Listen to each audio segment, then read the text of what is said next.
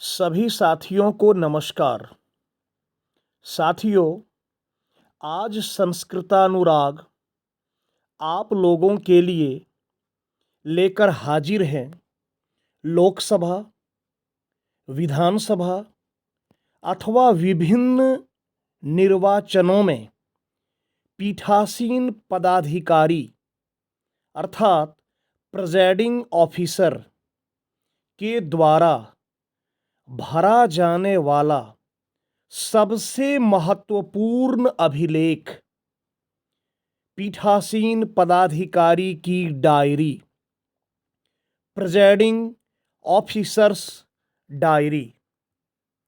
तो साथियों, यदि आप इस वीडियो के अंत तक बने रहते हैं और ध्यानपूर्वक इसे देखते हैं एवं समझने का प्रयत्न करते हैं तो आपको आपके आगामी चुनाव में किसी भी तरह की कोई परेशानी नहीं होगी। इस वीडियो के पूर्व मैंने 3 और वीडियो बनाया है जिसमें मशीन को जोड़ने, चुनाव की संपूर्ण प्रक्रियाओं को करने एवं प्रथम पोलिंग पदाधिकारी, द्वितीय पोलिंग पदाधिकारी एवं तृतीय पोलिंग पदाधिकारी के कर्तव्य के बारे में सरल भाषा में समझाने का प्रयत्न किया था। तो आज के इस वीडियो में पीठासीन पदाधिकारी की डायरी आप कैसे भरेंगे उसके बारे में समझने का प्रयत्न करते हैं। देखिए, सबसे पहले लिखा हुआ है निर्वाचन क्षेत्र का नाम। आपको स्पष्ट अक्षरों में लिखना है। यहाँ मैं देवघर लिखा हूँ, आप देवघर 15 या 15 देवघर भी लिख सकते हैं क्योंकि देवघर की संख्या 15 है।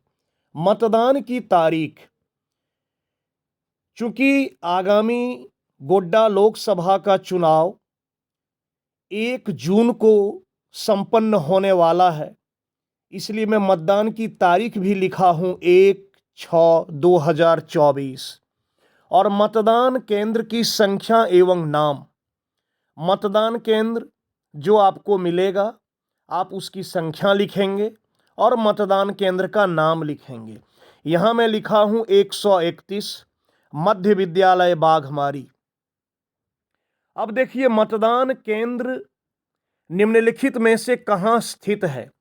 शासकीय या अर्धशासकीय भवन अर्थात सरकारी बिल्डिंग, निजी भवन किसी का निजी भवन और अस्थायी संरचना की टेम्पोररी अरेंजमेंट किया गया है।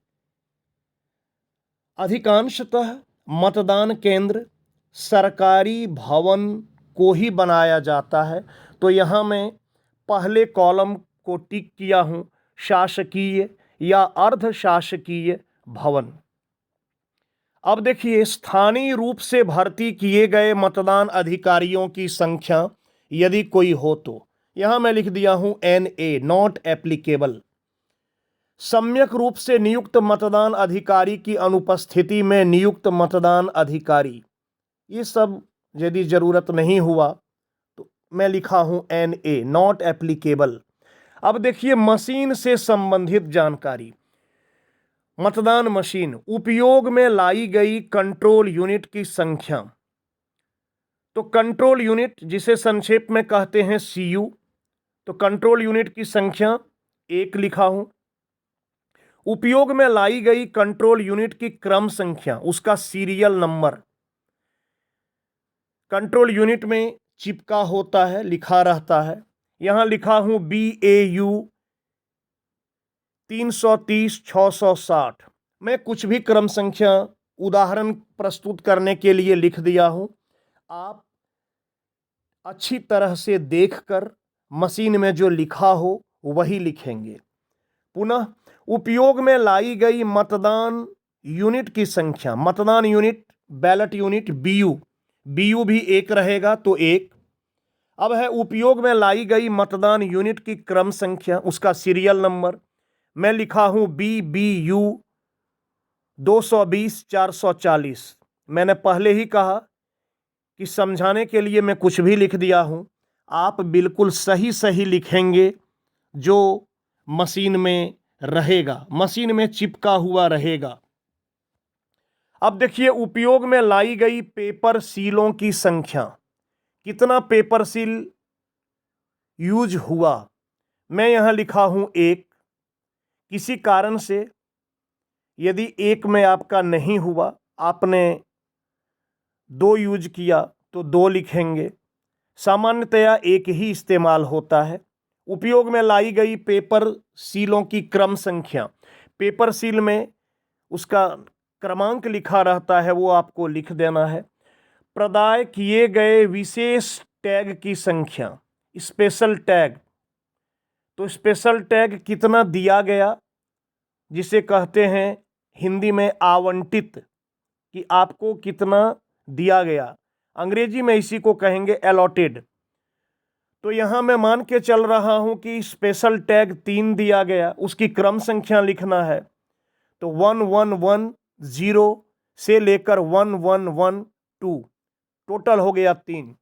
उपयोग में लाए गए इस विशेष टैग की संख्या, कितना स्पेशल टैग यूज हुआ, मैंने 1 इस्तेमाल किया, तो यहां मैं लिखा 1। अब है उपयोग में लाए गए विशेष टैग की क्रम संख्या, कौन से सीरियल नंबर का स्पेशल टैग यूज हुआ, तो आपको पहला ही यूज करना चाहिए।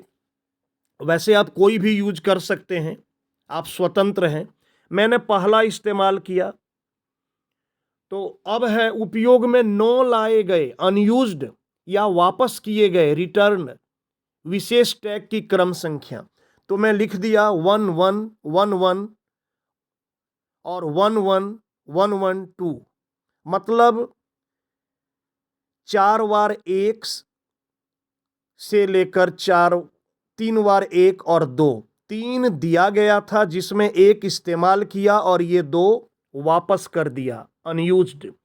प्रदाय की गई स्ट्रिप सील की संख्या, वैसे हो सकता है इस बार के चुनाव में आपको स्ट्रिप सील के स्थान पर दूसरा सील दिया जाएगा, इसके लिए कोई दिक्कत नहीं है। जो भी सील दिया जाएगा उसकी संख्या आपको लिखना है।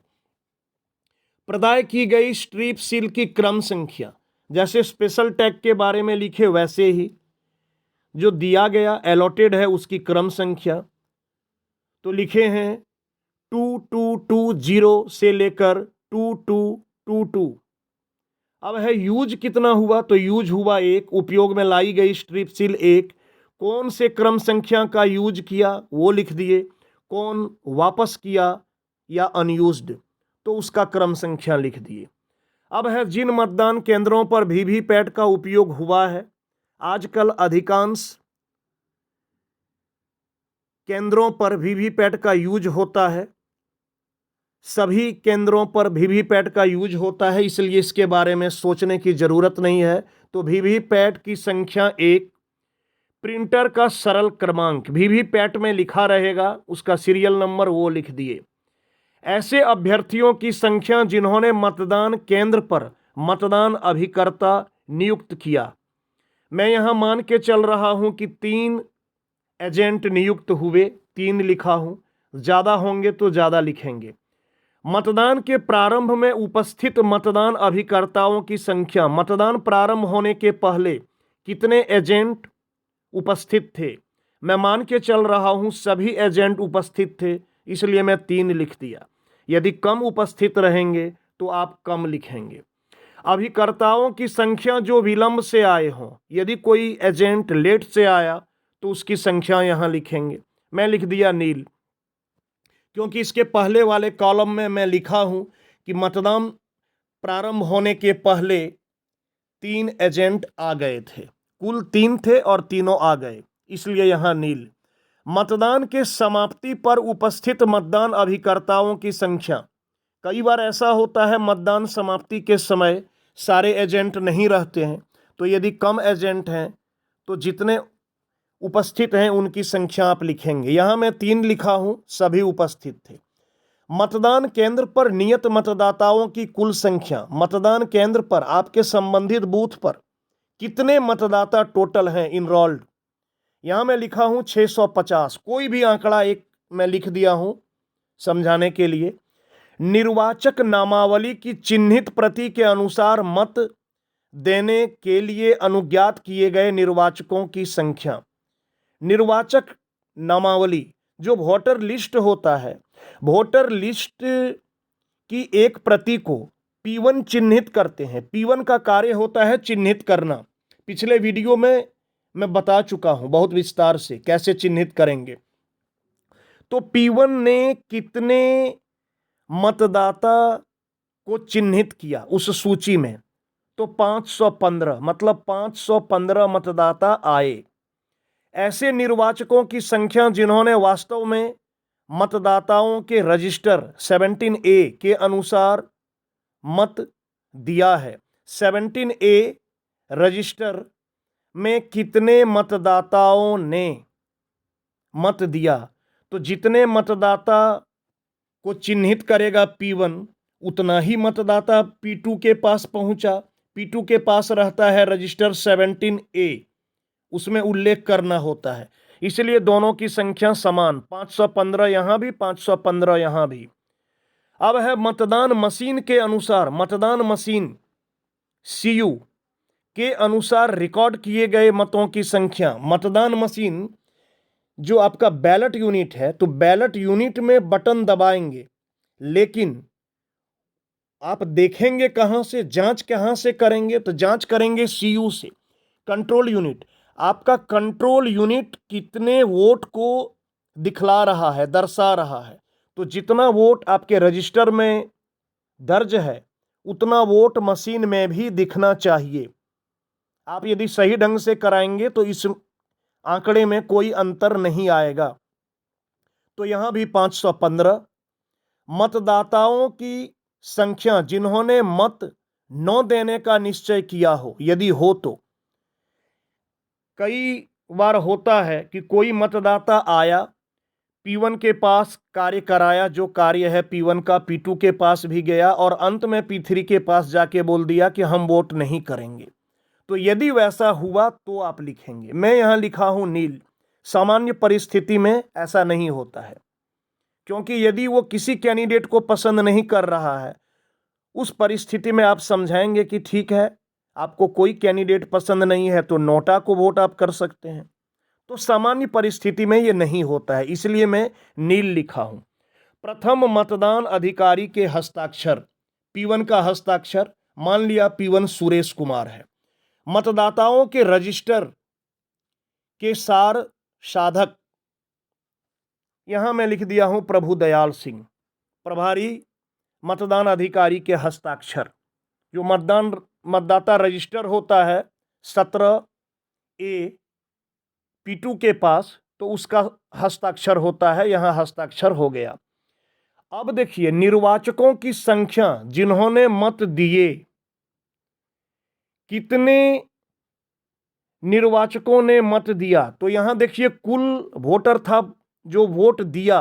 वैसे कुल वोटर तो 650 है अलॉटेड, लेकिन वोट दिया है 515। अब इसमें आपको पुरुष और महिला दोनों को अलग अलग दर्शाना है। तो पुरुष मतदाता आए 300 और महिला आई 215। थर्ड जेंडर, यदि थर्ड जेंडर कोई होगा तो आपको उसकी भी संख्या दर्शाना है, और इन तीनों को जोड़कर टोटल आंकड़ा आपका मिलना चाहिए। यहां देखिए 300 और 215 हो गया 515। अब है चुनौती युक्त वोट। यदि चैलेंज हुआ है, चैलेंज कौन करता है, चैलेंज करता है पोलिंग एजेंट, जो एजेंट है पार्टी का। सामान्य परिस्थिति में नहीं होगा यदि आप सही ढंग से मतदान कराएंगे। तो यदि चैलेंज हुआ तो उसका आंकड़ा यहां लिखना है, और जब चैलेंज होता है तो 2 रुपये का रसीद कटाना होता है, 2 रुपया जमा करके, इसलिए मैं नील नील दर्शा दिया हूं। उन व्यक्तियों की संख्या जिन्होंने निर्वाचन ड्यूटी प्रमाण पत्र EDC यदि कोई प्रस्तुत करेगा तो उसका आप आंकड़ा देंगे यहां। यदि कोई विदेशी मतदाता वोट किया तो उसका आंकड़ा देंगे। मैं यहां NA और नील लिख दिया हूं। उन निर्वाचकों का संख्या जिन्होंने साथियों की सहायता से मत दिया। साथियों की सहायता से कब होता है, यदि कोई अंधा मतदाता है, यदि कोई शिथिलांग या विकलांग है, तो उसका प्रपत्र भरा जाता है और उसके बारे में आपको डिटेल लिखना है। पुनः है प्रॉक्सी। यदि कोई सेना में है और वह नहीं आ सकता है मतदान के दिन, वह अपने परिवार के किसी सदस्य को मत देने के लिए अधिकृत करता है, अपने पदाधिकारी से सर्टिफिकेट बनवा कर भेजता है। तो वैसे मतदाता जो वोट करते हैं उसे कहते हैं प्रॉक्सी वोट। तो सामान्य परिस्थिति में नहीं होता है, इसलिए मैं नील लिख दिया हूं। यदि ऐसा होता है तो उसकी संख्या दर्शाएंगे। निविदत्त मतों की संख्या, टेंडर वोट। टेंडर वोट होता है कोई आप टेंडर वोट सामान्यतया जो पोलिंग टीम जाती है उनकी गड़बड़ी से होती है। आप मतदान करा रहे हैं, यदि आप पूरी तरह से सजग नहीं हुए, सही ढंग से आप आईडी चेक नहीं किए और कोई दूसरा मतदाता किसी मतदाता का वोट डालकर चला गया और जो रियल मतदाता है वो अपना वोट डालने आया, तो उसका वोट तो पहले पड़ चुका है, तो उसको आपको वोट दिलवाना होगा। और उस परिस्थिति में वैसे मतदाता का वोट ईवीएम में नहीं पड़ता है, उसके लिए टेंडर वोट होता है। टेंडर बैलेट आपको 20 की संख्या में उपलब्ध कराया जाएगा। तो उसमें से आपको सबसे नीचे वाला 20वां जो बैलेट पेपर होता है वो आप मतदाता को देंगे और उससे वोट कराएंगे और उसे आप जमा ले लेंगे। तो यदि ऐसा है तो उसके बारे में दर्ज करेंगे। सामान्यतया नहीं होता है, इसलिए मैं नील लिखा हूं। निर्वाचकों की संख्या, जिनमें उनकी उम्र के बारे में घोषणाएं की। यदि आपको कहीं डाउट हो गया कि ये 18 से कम का लग रहा है तो वहां घोषणा आप ले सकते हैं। तो यदि कोई अपनी आयु से संबंधित घोषणा देता है तो उसका डिटेल मैं नील लिखा हूं। जिन्होंने ऐसी घोषणाएं करने से इनकार किया कि घोषणा करने से इनकार कर दिया कि हम घोषणा नहीं करेंगे, उसके बारे में लिखना है। क्या मतदान स्थगित करना आवश्यक था? यदि ऐसा था तो ऐसे स्थगन के कारण, यदि किसी विशेष परिस्थितिवश आपको बीच में मतदान रोकना पड़ा तो आपको उसके बारे में लिखना पड़ेगा कि आपने क्यों रोका, कितनी देर के लिए रोका। अब है प्रत्येक 2 घंटे में डाले गए मतों की संख्या। 2-2 घंटे के अंतराल में कितना वोट डाला गया। 7 बजे से 9 बजे तक 50, 9 बजे से 11 बजे तक 125। एक हम अनुमानित आंकड़ा, यदि आपको पूछा जाता है कि 7 बजे से 11 बजे तक, तो आप जोड़ के बताएंगे 175। लेकिन यहां है 7 बजे से 9 बजे और पुनः है 9 बजे से 11 बजे। तो 9 बजे से 11 बजे के बीच में कितना मतदान हुआ? 125। एक अनुमानित आंकड़ा है।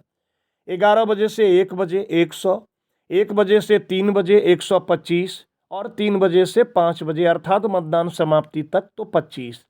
ये एक अनुमानित आंकड़ा है। आपको इस आंकड़ों के चक्कर में नहीं पड़ना है। आपके बूथ पर जो संख्या होगा आप सही संख्या को दर्शाएंगे। मतदान के प्रारंभ और समापन के समय के अनुरूप आवश्यक परिवर्तन किए जा सकते हैं। मतदान समाप्ति का समय हो गया और यदि कुछ मतदाता बचा हुआ है, वैसी परिस्थिति में यदि वो लाइन में लग गया है, आपको मतदान कराना होगा।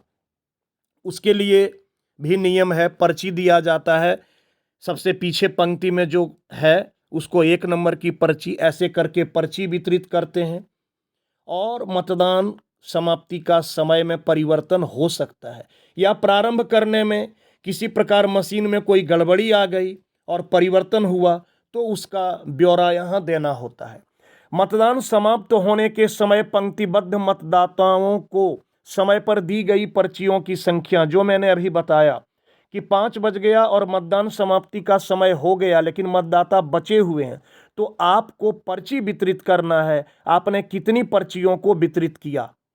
सामान्य परिस्थिति में 5 बजे तक मतदान समाप्त हो जाता है, तो मैं नील लिखा हूं। अंतिम मतदाता के मत देने के पश्चात मतदान समाप्ति का समय, आप मतदान समाप्ति पहले नहीं कर सकते हैं। ये नहीं कि कोई वोटर नहीं है आप पहले मशीन को बंद नहीं कर सकते हैं। तो जो उसका समय है, सामान्य परिस्थिति में जो मतदान समाप्ति का समय हम लोग मान के चल रहे थे 5 बजे, तो मैं 5 बजे दर्शाया हूं। और यदि आपको पर्ची बांटना पड़ा, मतदाता कुछ लाइन में लगे हुए थे, तो आप जितने बजे मतदान समाप्त किए, चाहे 5:30 हो चाहे 6 हो, उस समय को यहां लिखेंगे।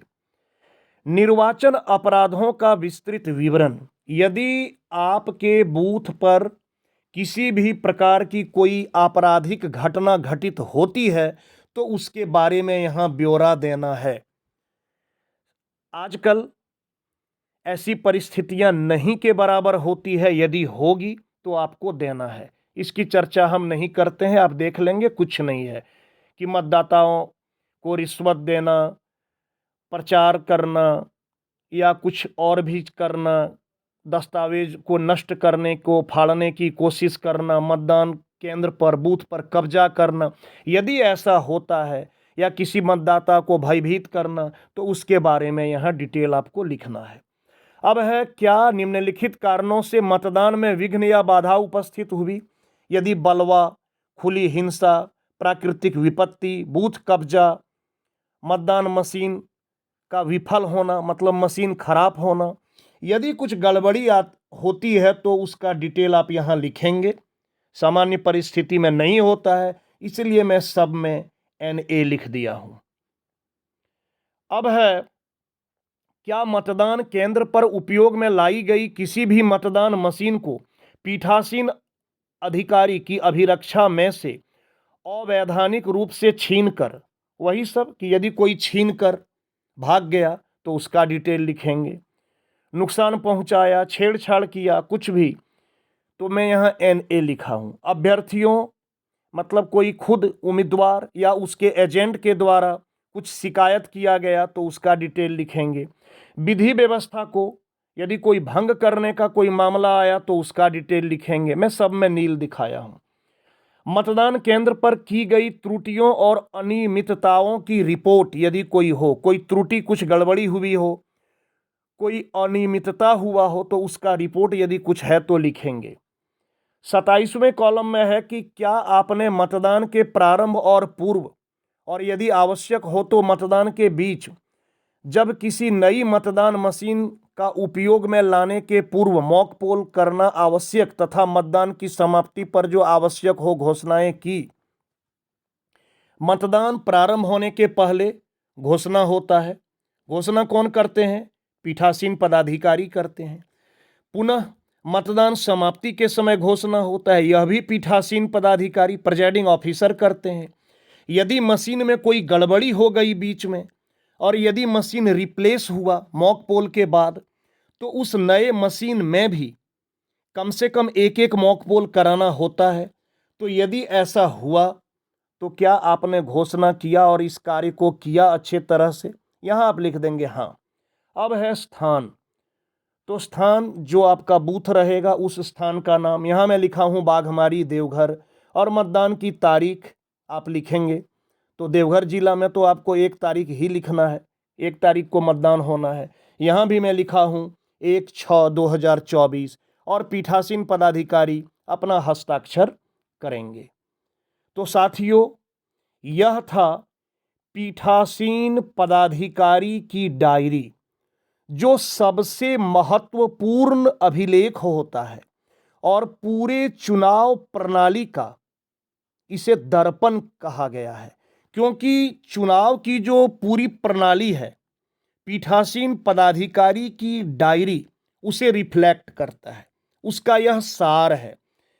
अतः आप जब पीठासीन पदाधिकारी की डायरी को भरेंगे तो पूर्ण रूप से सजग होकर, सावधानी पूर्वक, ध्यान पूर्वक आप इसे भरेंगे, तो आपको किसी भी तरह की कोई परेशानी नहीं होगी। साथियों, मैं उम्मीद करता हूं कि आज के इस वीडियो को देखने के पश्चात आपको सारी बातें स्पष्ट हो गई होगी, अच्छी तरह से आपको समझ में आया होगा। और जब आपको समझ में आ गया तो आप मेरे वीडियो को मुझे प्रोत्साहित करने के लिए लाइक ज़रूर करें। आप इसे सब्सक्राइब भी कर लें, नोटिफिकेशन का बटन ऑन कर लें, क्योंकि चुनाव से संबंधित और भी वीडियो मैं अपने इस चैनल पर पोस्ट करने वाला हूं। आपको इसकी सूचना मिल जाएगी। और अपने साथियों को भी आप इस वीडियो को शेयर ज़रूर करें, ताकि अधिक से अधिक मतदान कर्मी मेरे इस वीडियो से लाभान्वित होकर सफलतापूर्वक निष्पक्ष एवं शांतिपूर्ण मतदान को संपन्न कराने में कामयाब हों। और सबसे निचली पंक्ति में आप लिख देंगे, मतदान निष्पक्ष एवं शांतिपूर्ण संपन्न हुआ। सभी साथियों को मेरे इस YouTube चैनल संस्कृतानुराग की ओर से बहुत बहुत धन्यवाद।